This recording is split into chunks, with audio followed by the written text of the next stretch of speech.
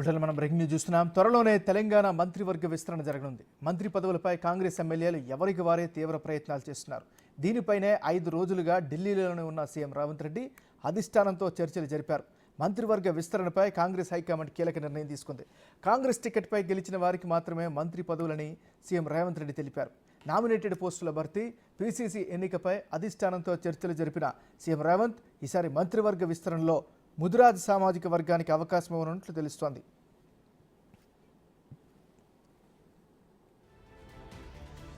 తెలంగాణ కాంగ్రెస్ నూతన అధ్యక్షుడిపై కూడా ఉత్కంఠ నెలకొంది. టీపీసీసీ అధ్యక్షుడిగా ఉన్న సీఎం రేవంత్ పదవీకాలం ముగియడంతో ఆయన స్థానంలో మరొకరికి అవకాశం కల్పించనుంది హైకమాండ్. దీంతో టీపీసీసీ పదవి కోసం ఎవరికి వారే తీవ్ర ప్రయత్నాలు చేస్తున్నారు. గత కొన్ని రోజులుగా ఆశావాహులు ఢిల్లీలోనే మకాం వేశారు. టీపీసీసీ పదవిపై సీఎం రేవంత్ రెడ్డి కీలక చర్చలు జరిపారు. ఈసారి బీసీ సామాజిక వర్గానికి పదవి దక్కే అవకాశం ఉందని ప్రచారం జరుగుతోంది.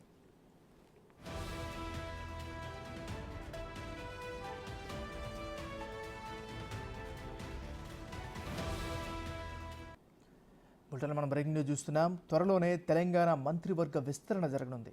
మంత్రి పదవులపై కాంగ్రెస్ ఎమ్మెల్యేలు ఎవరికి వారే తీవ్ర ప్రయత్నాలు చేస్తున్నారు.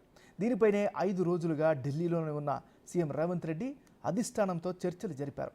మంత్రివర్గ విస్తరణపై కాంగ్రెస్ హైకమాండ్ కీలక నిర్ణయం తీసుకుంది. కాంగ్రెస్ టికెట్పై గెలిచిన వారికి మాత్రమే మంత్రి పదవులు అని సీఎం రేవంత్ రెడ్డి తెలిపారు.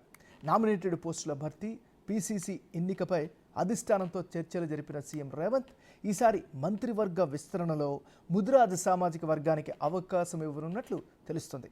ఇదే అంశానికి సంబంధించి మరింత తాజా సమాచారాన్ని మా రిపోర్టర్ శివ లైవ్లో అందిస్తారు. శివ, చెప్పండి.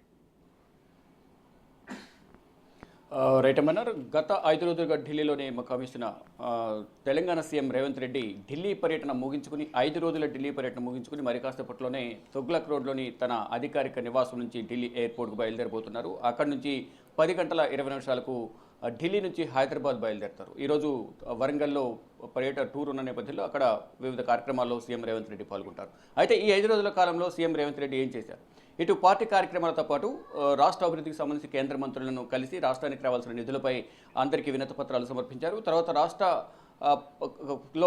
రాష్ట్రంలో కొన్ని కీలక ప్రాజెక్టులకు సంబంధించి పెండింగ్ ప్రాజెక్టులు ఏవైతే ఉన్నాయో దానికి సంబంధించి గతంలో ఇచ్చిన హామీలను కేంద్ర ప్రభుత్వం కొన్ని సుముఖత వ్యక్తం చేసినప్పటికీ నిధులు అనేది విడుదల కాలేదు. తర్వాత ఎన్నికలు కూడా వచ్చిన తర్వాత వాటన్నిటికీ అడ్డుకట్టబడింది. ఈ నేపథ్యంలోనే మరొకసారి వాటిని పునరాలోచించి దానికి సంబంధించి నిధులు కేటాయింపులు చేయాలి, రాష్ట్ర అభివృద్ధికి సహకరించాలని కేంద్ర ప్రభుత్వ మంత్రులకు సంబంధించి కొన్ని కీలక శాఖలకు సంబంధించిన మంత్రులను కలిశారు.